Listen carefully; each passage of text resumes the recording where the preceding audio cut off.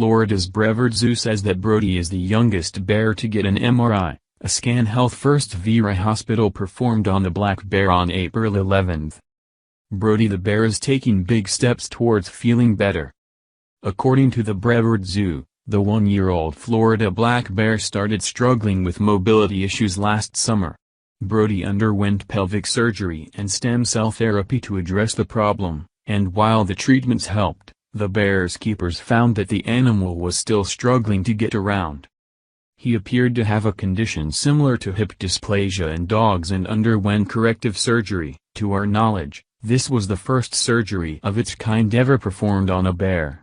He has also received several rounds of stem cell therapy. Dr. Trevor Zachariah, director of veterinary programs at Florida's Brevard Zoo, told People of the bear's initial treatments. The surgery was successful, and he seemed to be doing well, but he began exhibiting more issues in the fall. We didn't find anything in subsequent radiographs or CT scans, so we began to suspect these problems were neurological. We needed an MRI to get a better look at his soft tissues, he added.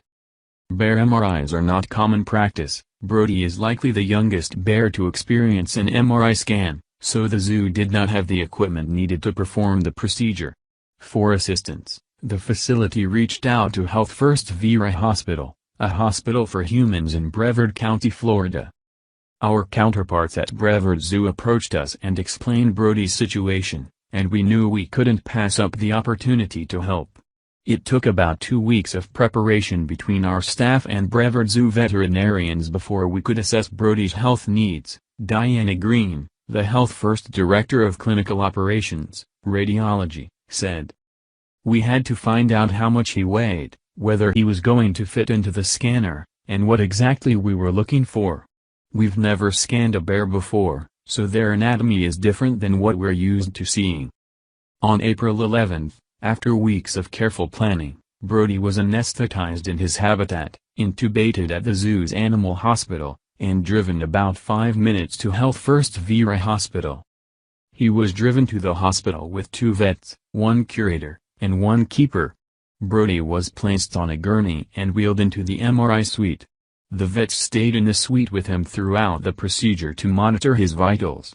A veterinary neurologist looked at the images in real time, Dr. Zachariah shared.